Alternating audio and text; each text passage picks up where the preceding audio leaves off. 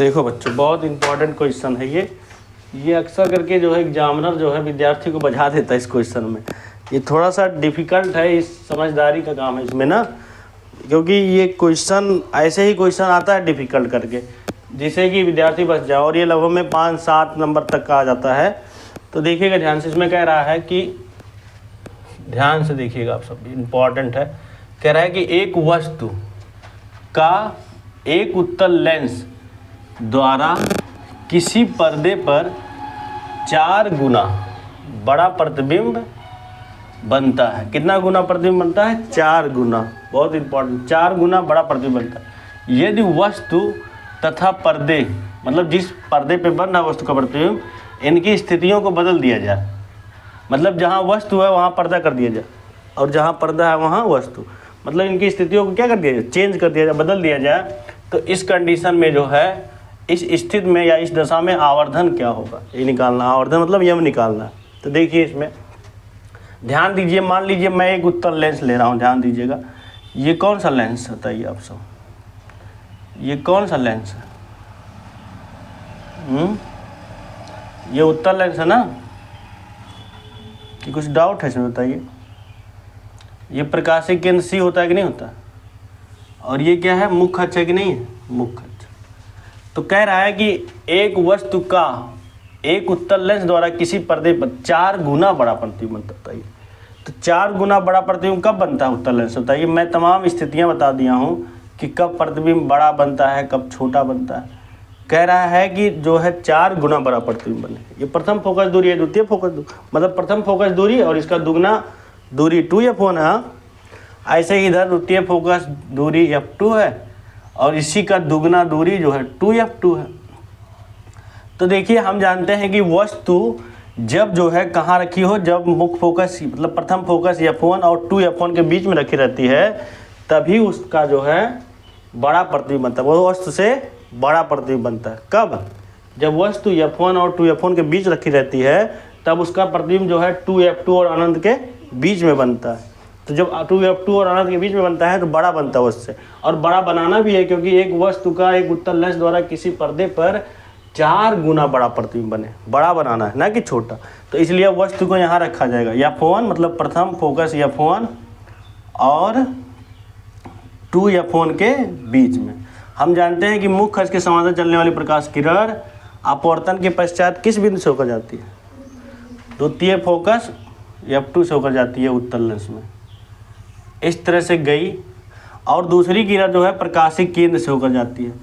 और हम जानते हैं कि कोई भी प्रकाश किरण अगर प्रकाशीय केंद्र से होकर जाएगी तो वह जो है अपने मार्ग में बिना विचलित हुए अपवर्तन के पश्चात सीधे क्या हो जाएगी? इस तरह निकल जाएगी, नहीं निकल जाएगी? ध्यान दीजिएगा, निकल गई ना। तो ये जिस बिंदु पे काटती हैं उस बिंदु पे जो है वस्तु का प्रतिबिंब उतना बराबर तो बना है, कहाँ बड़ा बना है? आप इसे इमेजिन कीजिए कि बड़ा बना है, क्योंकि हाथ से बनाना उतना बड़ा नहीं हो सकता। ये सब हाथ से, क्योंकि अब जानते हैं बड़ा बनता है। अब जब आप पटरी प्रकार की सहायता से लेंस वेंस लेके आप इसका प्रैक्टिकल करेंगे तो एकदम बड़ा ही दिखेगा। समझ में आया? तो आप जहाँ ये जिस बिंदु पे बन रहा है प्रतिबिंब, क्योंकि देखिए तिरछा लाइन जा रहा है ना, अब हाथ से कितना सीधा जाएगा बताइए? आप सब खुद ध्यान दीजिए। अब जहाँ जिस बिंदु पे ये दोनों अपवर्तित किरणें काटती हैं, उस बिंदु पर जो है जिस बिंदु से किरण आती है उसका प्रतिबिंब बनता है। ए से किरण आ रही है ना, तो यहाँ पर ए का प्रतिबिंब ए डैश हो गया।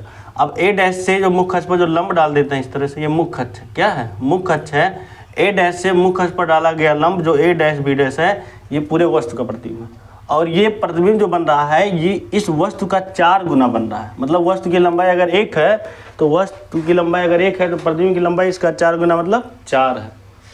तो अब देखिए आप ध्यान दीजिए, क्योंकि हम जानते हैं कि वस्तु, ये वस्तु है, वस्तु और लेंस के बीच की दूरी को किसे नोट करते हैं? यू से ना।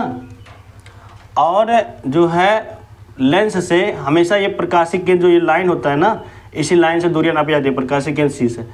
और प्रकाशिक केंद्र सी से प्रतिबिंब जो बन रहा है, यहाँ पर प्रतिबिंब मान लीजिए बन रहा है, इसके बीच की दूरी को किसे नोट करते हैं? 20 से। समझ में आ गया कि नहीं? इतना क्लियर है ना?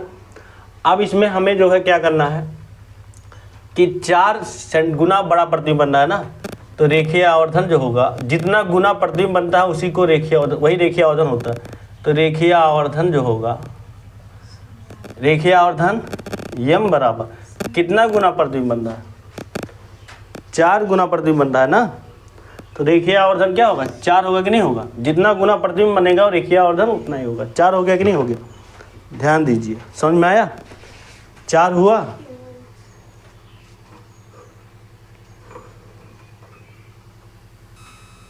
तो इस तरह से जो है 4 गुना, जितना गुना बनता है वही रेखीय आवर्धन होता है।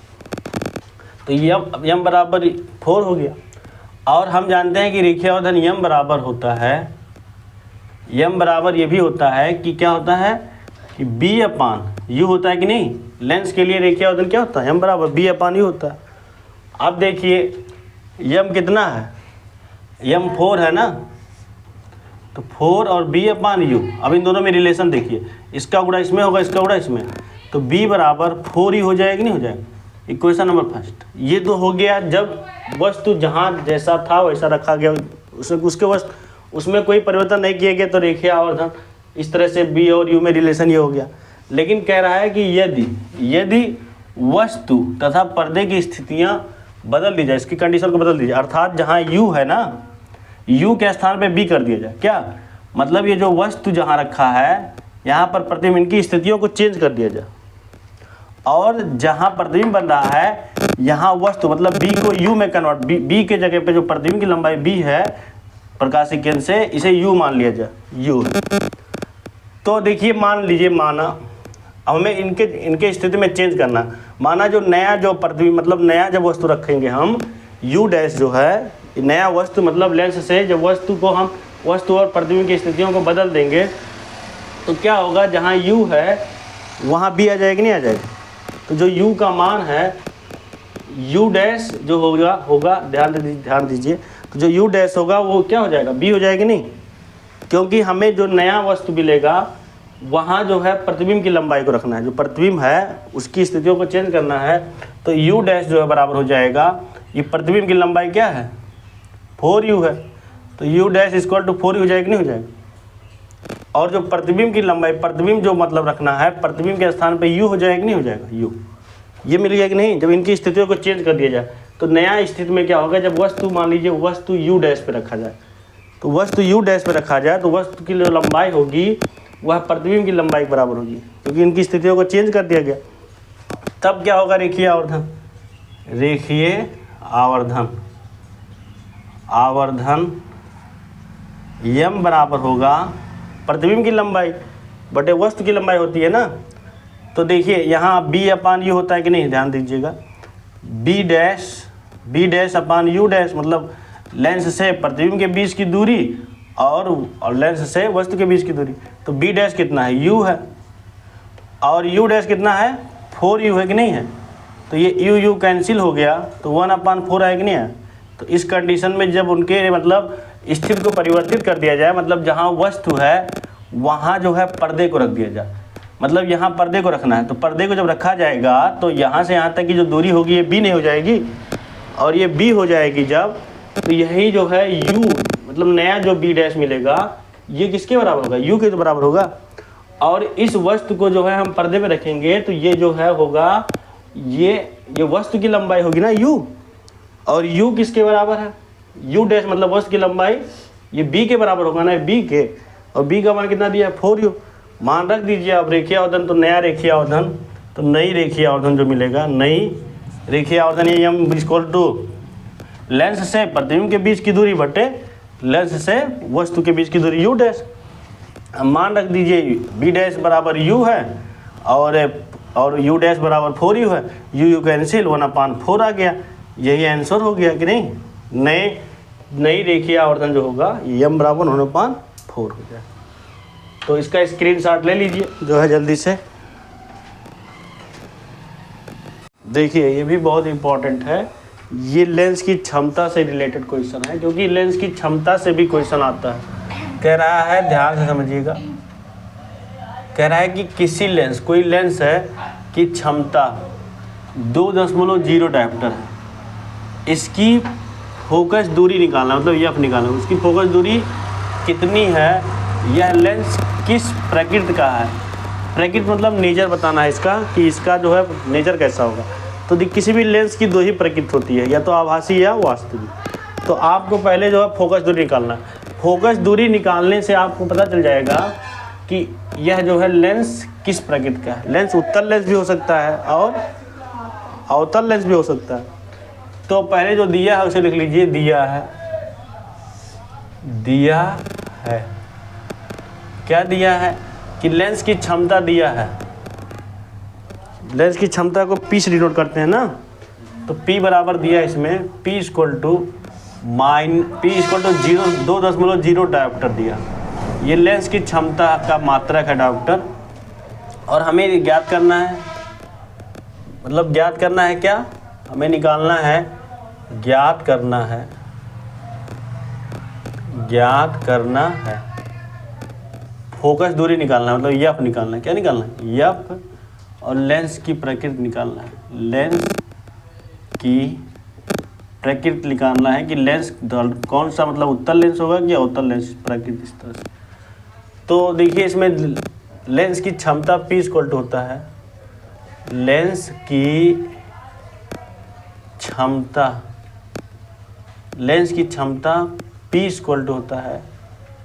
देखिए जब हमें जो है या फोकस दूरी अगर हमें सेंटीमीटर में निकालना हो तो लेंस की क्षमता P बराबर हो जाएगा 100/F हो जाएगा। कब? जब F क्या हो, सेंटीमीटर में दिया हो।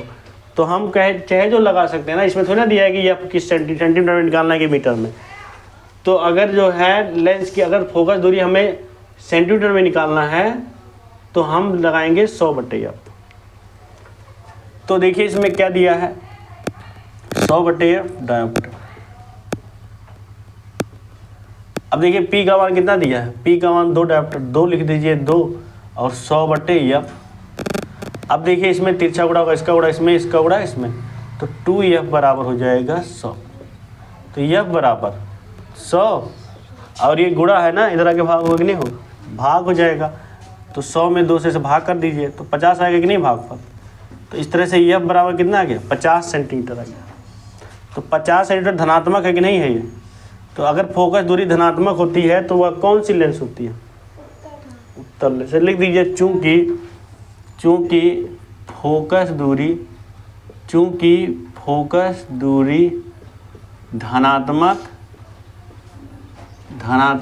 है, इसलिए